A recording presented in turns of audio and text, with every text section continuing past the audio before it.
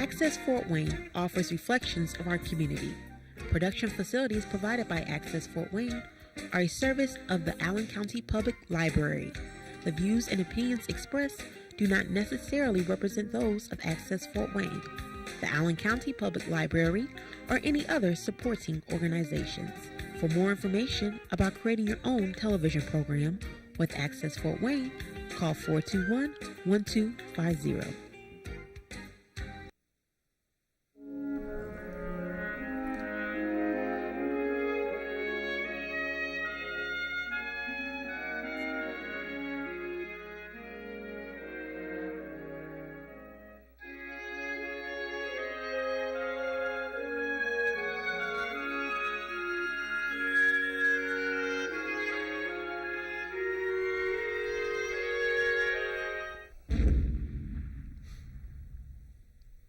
Hello, and welcome to our show, The American Veteran. I'm Dale Parrish, your host. Carl Fowler is co-host.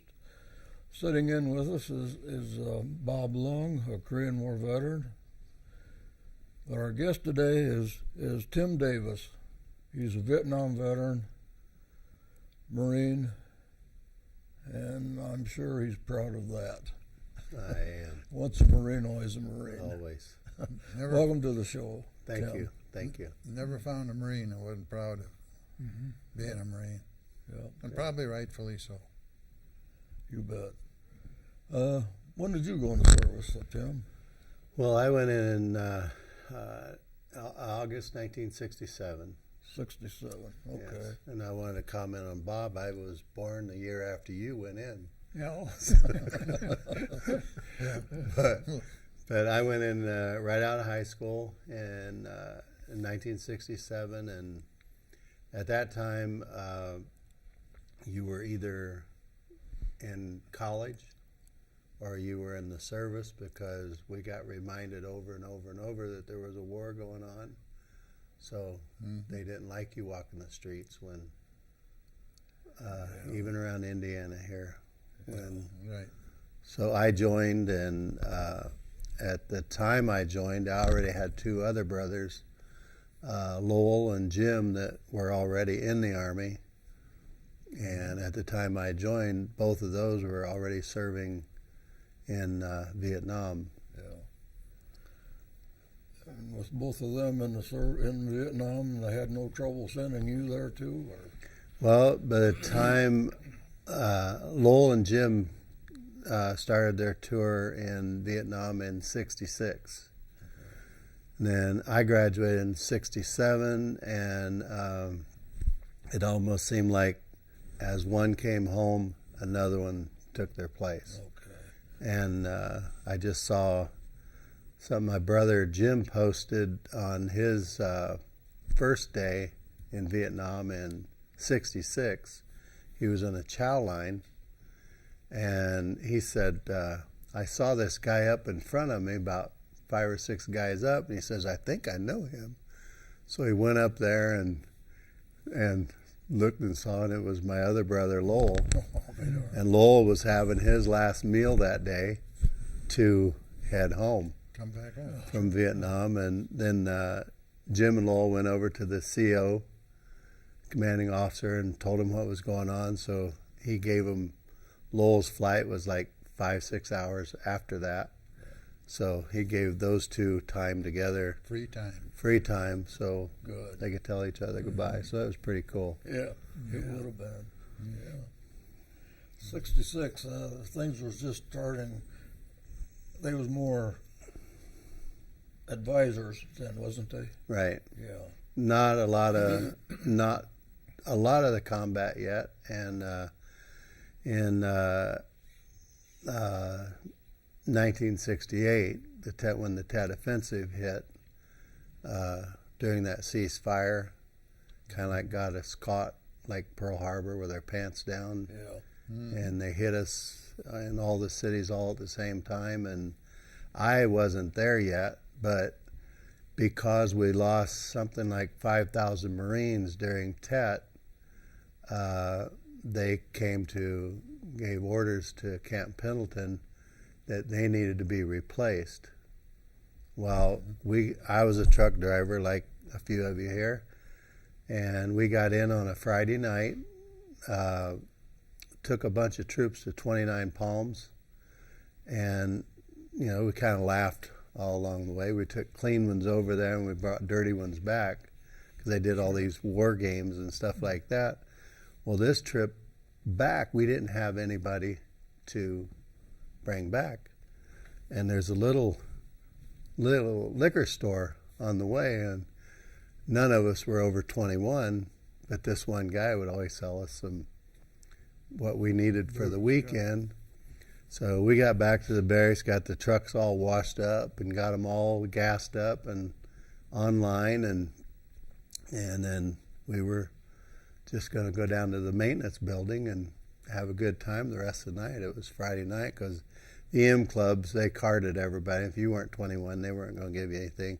You could tell them you were going to Vietnam tomorrow and they wouldn't believe you because they heard that story over and over.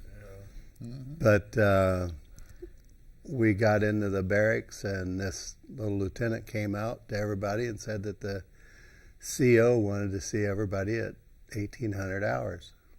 So we all went in there, and he said, I'm going to make it short and sweet. He said, we got to be in Vietnam Monday morning. I mean, that very night, they flew us up to, they drove us up to El Toro. President Johnson came in and saw everybody, got a night's sleep at El Toro, and then Saturday towards the evening, right in there, we started our flight to Vietnam. Oh, my darn, yeah. And we stopped in Hawaii, Guam, and Wake Island, and I was just a PFC, and hardly anybody had a chance to call home. And a lot of our guys that went back with us was second timers. They made them go back. Did you have to take your combat gear with you? Your everything we owned, rifle? Everything we owned had to go with us. Okay. We had the M14 when we took off, and about a week or two after getting there, they gave us the M16. But everything we had in the barracks had to go with us. Sure. So when you landed boots on the ground, you had to be ready to go. We got there, landed, and ironically, like I said, we were crossing, and my brother Jim and I talked about going and coming in Vietnam, and 2 hours before I landed, he flew out on the same day out of Da Nang. So, but we landed, got on trucks, took us to our battalion area, and it all started from there. Okay. And we were in an area called I Corps, which was a little bit below Da Nang, Phu Bai, up north all the way to the Khe Sanh, DMZ, all that stuff over in there. Mm-hmm. And you set out on, your squads would go out on patrol, and they would just relieve it about every 8-10 days until you covered the entire perimeter of what you were guarding. Then you got a day on the inside where you beer and showers and good meals and what was left over. Yeah. And then the very next morning you get up and you do it all over again. Mm-hmm. A lot of civilians around when you were where you was. And if you went into town, yeah, a lot of civilians walking the roads, Mama Sans, Papa Sans, not Papa Sans. They were usually in the garden, in the fields, but the Mama Sans were carrying the baskets and everything, supplies back and forth, and a lot of kids, a lot of little kids, but not in our. And we would go into villages, and we'd get sniper fire, and we get order from battalion to burn it, which we really, really hated doing that. We'd bring you want the people in Vietnam to be your friends, and and help you out. And they had really nowhere to go. If they told, they got killed, and if they didn't, they got burned out. So we'd pull all the people out of the village, burn everything, kill their pigs and livestock. But my squad leader, Denny, was a old farmer guy from up in Minnesota, and he said, well, we did this once, but we'll never do it again. Because all battalion wants to see is smoke and hear some gunfire. You know, they never saw where we were or anything like that. So we'd go to the next village, maybe a couple days later, get a couple rounds of small arms fire, and we'd call it in. You have to call it in every time. And so they're up there on the towers watching for smoke. Well, we'd bring the villagers out. We'd ask the Papasan, the guy that was in charge, you know, what building do you use the least? You know, and that's the one we would set on fire. Instead of burning the whole village, we'd burn one hooch. Yeah. And while we were they were on the radio, Danny'd have a few guys out, you know, shooting some rounds off, and they'd be telling them we're destroying the animals and stuff like that, which we weren't. Well, when you did destroy the animals, that was their food supply, right? That was theirs, and it was also the Viet Cong's food supply. They had a lot of rice that was buried in these great big vats in the ground. I was going to ask if you come across and we had to put C4 in there and burn most of that out and all that stuff, but we just didn't do it anymore. We saw the people and we're trying to get them to be on our side, and yet now those are the same people. They would funnel, usually in one of the hooches, there's a entrance to a tunnel, whether it be under the bed or, you know, out in the pig pen or something like that. It was in there somewhere. So they would funnel these Russian-made not grenades, but landmines. Okay. So now these people that you just burned out, they volunteered to go out on the highways and everything and plant these now to get back at you. So yeah, you can't make friends that way. no. But yet, you got to find them tunnels. You got to be in Find command. the ones that's sniping. Yeah. But they were so, I mean, their tunnel system is just, I didn't realize how sophisticated how those tunnels were until, you know, this last May we made a tour back, and We've heard stories. there's hospitals, and they just have, and some of those, there was, I can't remember how many, 48 babies that were actually born underground because of the nurses and they never saw daylight. They spent their time right down in there. That was their job. You remember we had that one guy on was a mole. Yeah. Yeah, tunnel rat. Tunnel rat, yeah. He went in with a 45, you know. Just glad I was 6'2" and too big to go into one of those. No desire. No, yeah. Yeah. You saw a lot of combat. Yes. Saw a lot and lost. It's really, really tough to. I was there for 3 days before I saw one of our first casualty, and his name was Corporal Maddox, and he stepped on a landmine that blew him away, and I'd never seen, I'd never seen a dead combat soldier before until I saw him, and It brings you a sense of reality, doesn't it? yeah, and then from then on, it's just like, not every day, but I'd say every third or fourth day you're Could be seeing you somebody. next. Well, it almost was. Yeah, yeah. Yeah, as you can see, Tim's in a wheelchair. Would you like to talk about that? Yeah, I don't mind. There's in May 13th, 1968. It was on a Sunday, and they were flying us up to start an operation called Allenbrook. We were supposed to go into Gonoy Island, where a couple regiments of VC were set up, And so they landed us on Hill 168, and we were supposed to go down that hill and infiltrate into and clean out Gonoy Island.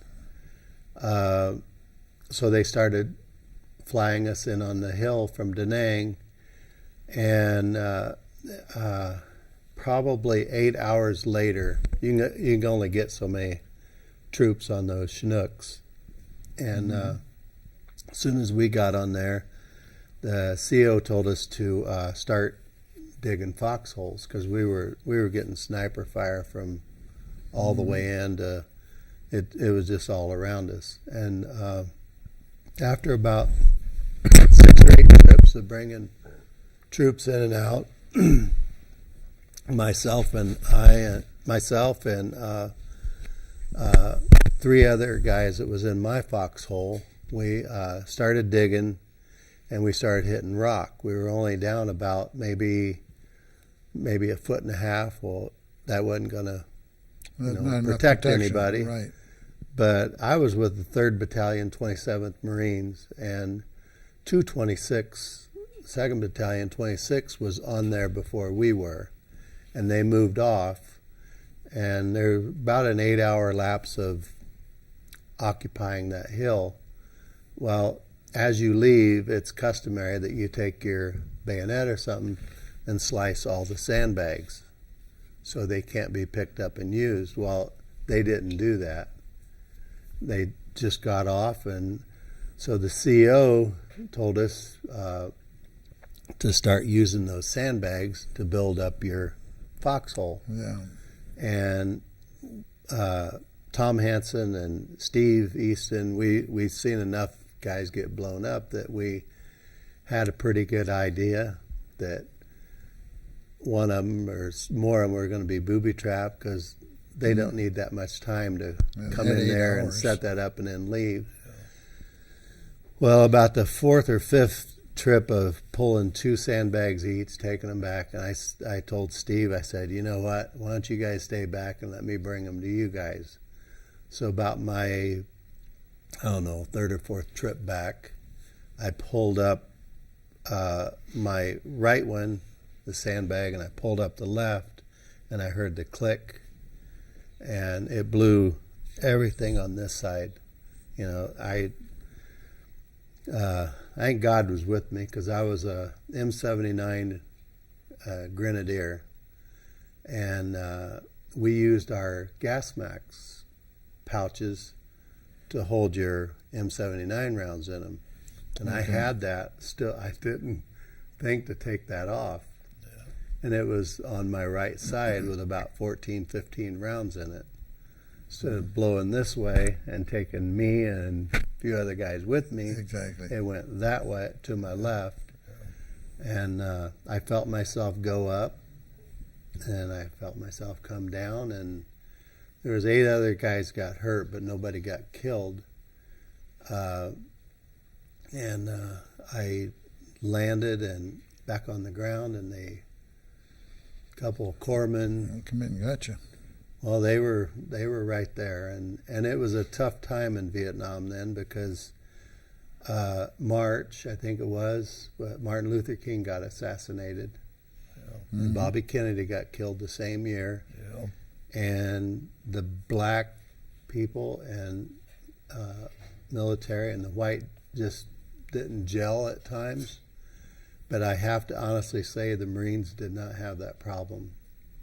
When I looked up after I came around, there was Black Corpsman Price on top of me, and got me all bandaged up. And fortunate for me, one of the helicopters just dropped off another load of troops, and it was as it was taking off, they radioed and threw a green smoke grenade down, and he came back down, and they loaded me up and got me out of there. Mm-hmm.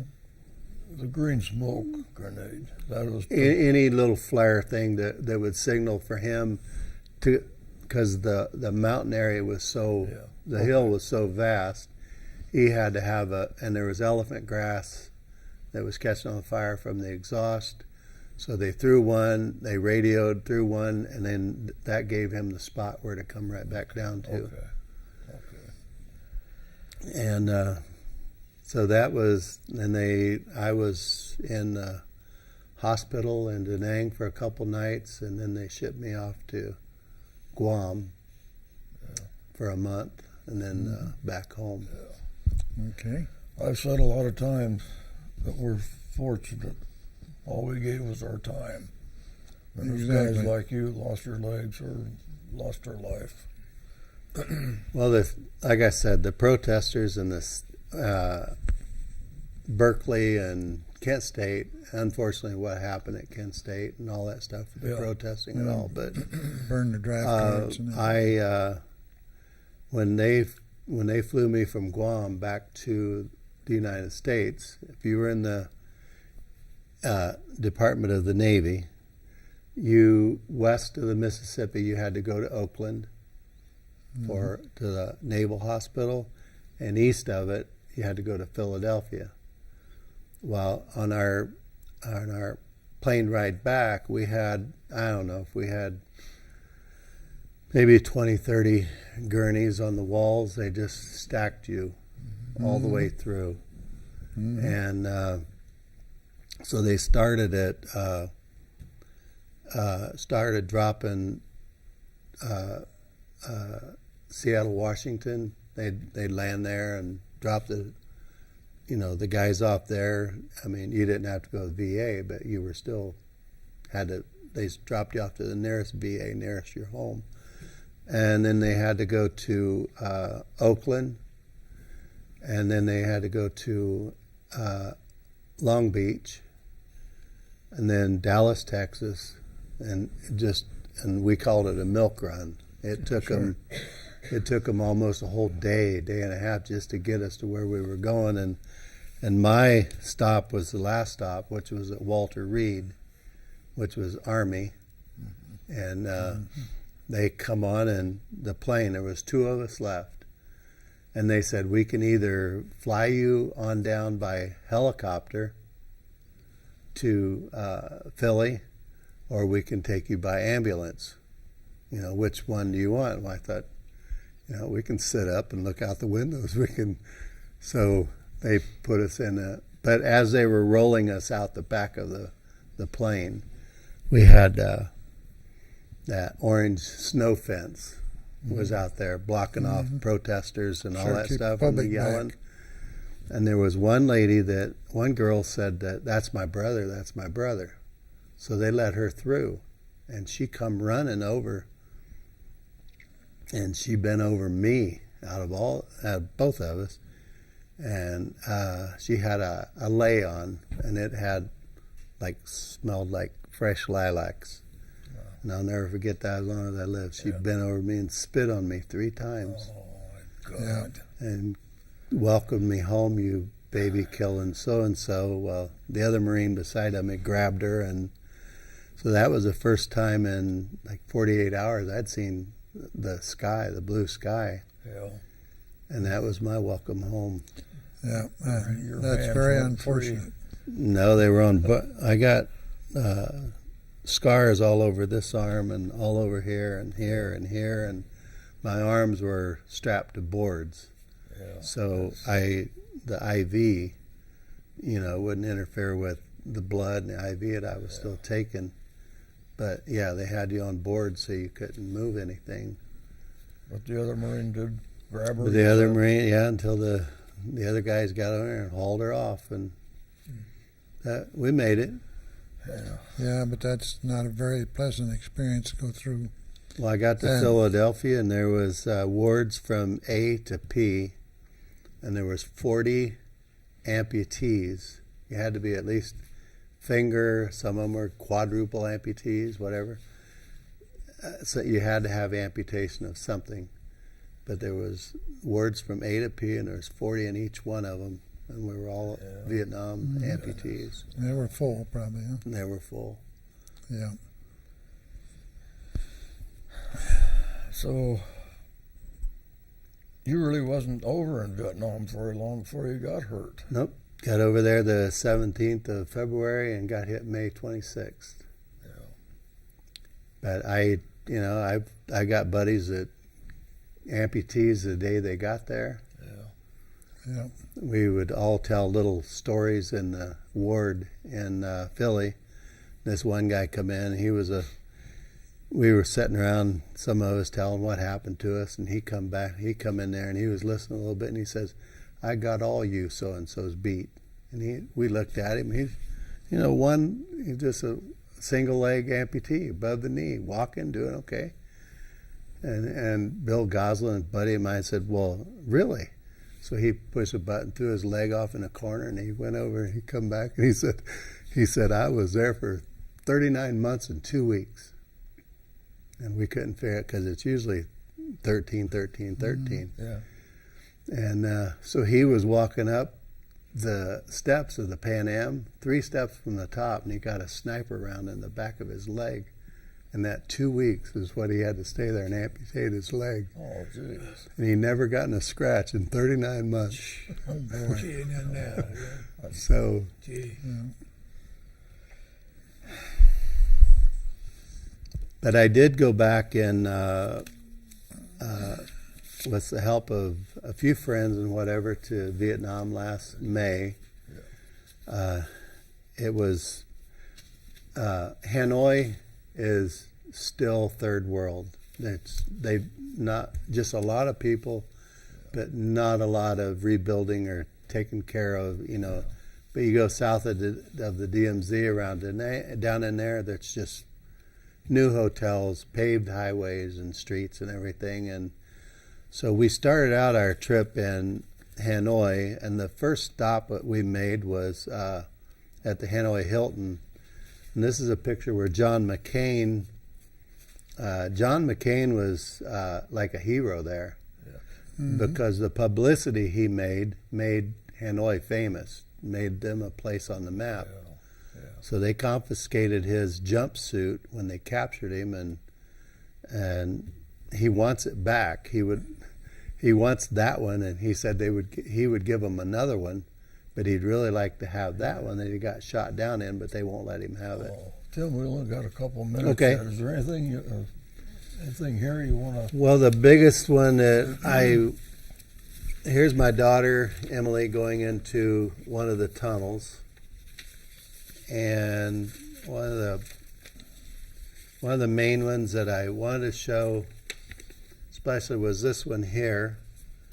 This is a picture of my wife and my daughter standing in the exact crater that took my legs up on Hill 168. The divot is still there. The foxhole that we were building, it's still there. A lot of foliage there, but there wasn't anything like that when we were. Yeah. And the last one was this gentleman here. I don't know if you can see it very well or not, but his name's Steve Butler. He's a local dentist here in Fort Wayne that went with us, and he blew taps at every battlefield that we went to. Quai Son, Rock Pile, everyone we went to, he went to, and played taps for the soldiers that passed away up there. Been a tearjerker. Yeah, it was. Yeah. Well, I want to thank you for your service. Yeah. Well, thank Sure you. appreciate it. I want Yeah, Nice thank meeting you, Bob. Same here. Same here, Bob. I'd like to thank you for your service. You're very welcome. Thank you, Glenn. Appreciate you asking me. Well, Well, yeah. you guys have very interesting stories, and Yes, you do. I appreciate the fact that you served your country. And Well, thank you for joining us. I hope you enjoyed the show. Remember, if you see a veteran or somebody in service, just walk up to them and say, "Thank you for your service." Thank you, and good night.